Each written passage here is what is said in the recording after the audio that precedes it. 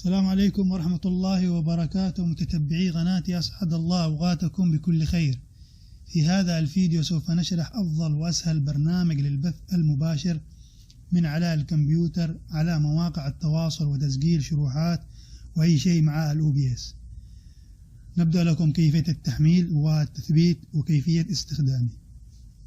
بسم الله نبدأ. نقوم بالدخول على الموقع الرسمي من هنا ونختار الويندوز.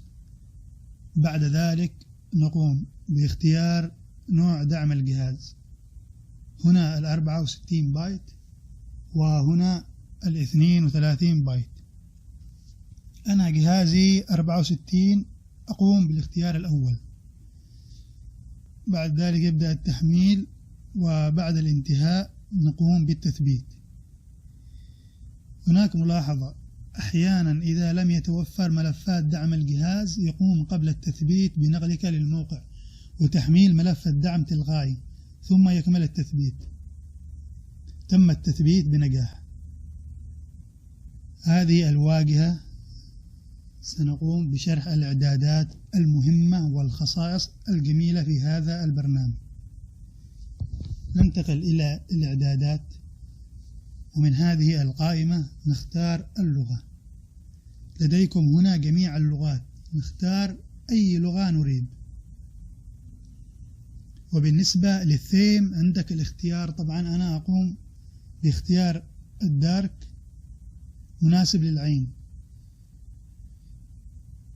وهذه الخانات نتركها كما هي لكي لا يطول الفيديو بالشرح الدقيق لكل قائمة.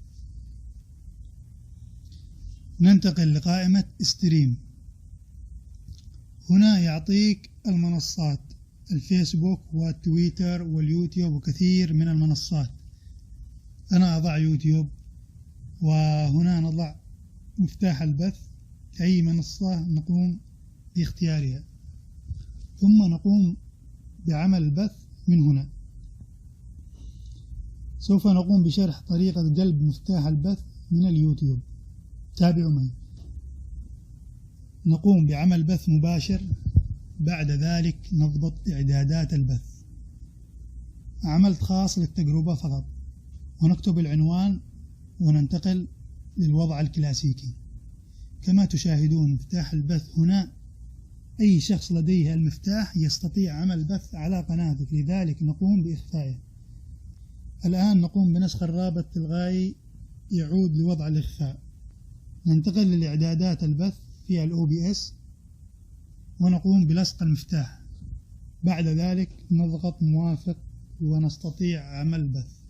ننتقل إلى الأوتبوت للبث والتسجيل. تظهر بهذا الشكل. أول خيار نختار الأدفانس، يعني المتقدم. نبدأ بستريمينج. اختيار تراك 1 كما هو، واختيار انكودر إذا عندك كرت شاشة، وإذا ما عندك يكون الافتراضي X264. ننتقل للريسيكال. دقة الشاشة دائما الأفضل 1080، نفس إعدادات الفيديو. نأتي معدل نقل البيانات ونختار CBR. الآن نلاحظ خانة البيتريت. ليش أنا حطيت 2500 وليش كثير ناس يحطوا 3 والبعض أقل؟ سأقوم بالتوضيح. لاحظ هذه الأرقام ما يعادل سرعة التحميل. مثلا عندك السرعة 1 نحط البيتريت 750، إذا حطيت أكثر فيبدأ يعلق، وهكذا. عندك النت 3 تحط من 2250 إذا أقل من 3000، حطيت أكثر يعلق. ونصيحة: إذا النت عندك من 3 إلى 5 الأفضل هو 2500.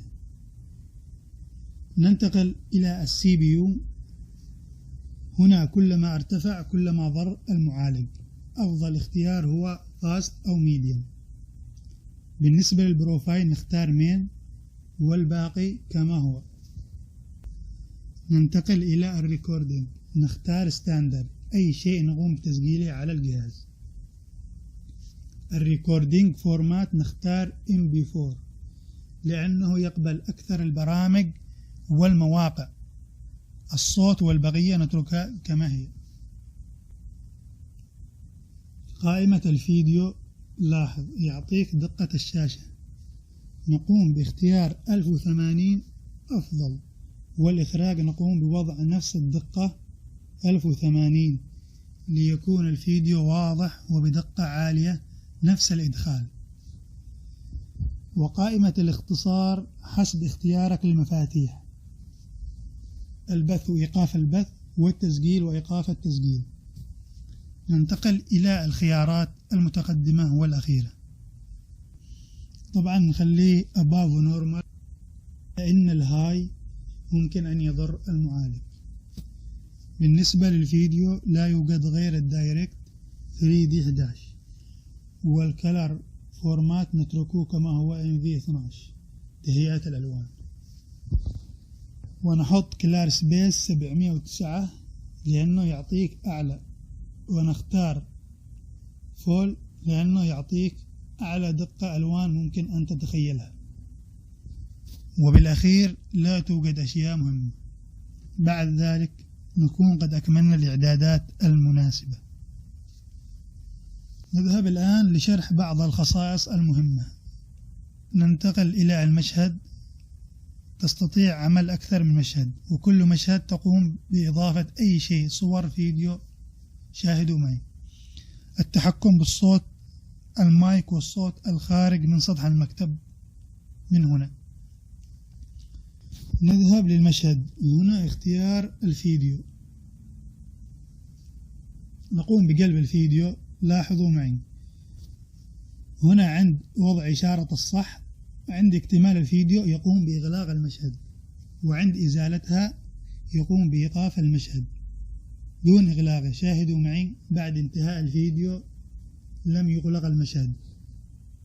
هنا نختار أيضا الكتابة على الفيديو، مثلا نكتب لا تنسوا الاشتراك بالقناة، ومن هنا نختار لون النص.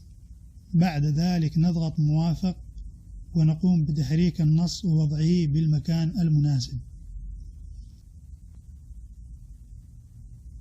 نختار صورة متحركة أو ثابتة ونقوم أيضا بوضعها بالمكان المناسب. نستطيع تحريك أعلى إلى أسفل كما تلاحظون. تنتقل خلف الفيديو بالسحب أو بخيارات الأسهم. أيضا إخفاء وإظهار النص من خلال العين، ونستطيع عمل بث مباشر، وبنفس الوقت نقوم بتحريك النص كمشاهدات بث كرة القدم وغيرها. إشارة السالب للحذف، وتستطيع من خلال الكيبورد ديليت. واختيار أثناء التصوير لنفسك كشرح أي شيء وتسجيله أو عمل بث، وتحريك الكاميرا ووضعها بالمكان المناسب، ولبث أو تسجيل لعبة. اختيار النافذة، مثلا عند تشغيل اللعبة تسمح بالظهور أي شيء خارج إطار اللعبة على سطح المكتب أو في إطار اللعبة فقط. وهنا نختار في إطار نافذة اللعبة أو أي برنامج. يظهر هنا أي شيء شغال من برامج أو لعبة على سطح المكتب.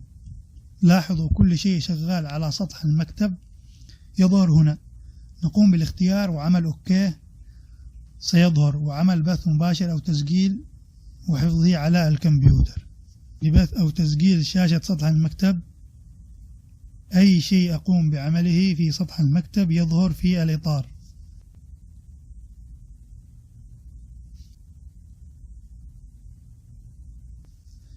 هذه أهم الإعدادات والخصائص لبرنامج OBS الرائع والأسطوري والبسيط جدا في التعامل. أتمنى الشرح كان واضح، وشكرا لكم على حسن المتابعة، ولا تنسونا من الدعم، وانتظرونا إن شاء الله في شروحات وبرامج أخرى. والسلام عليكم ورحمة الله وبركاته.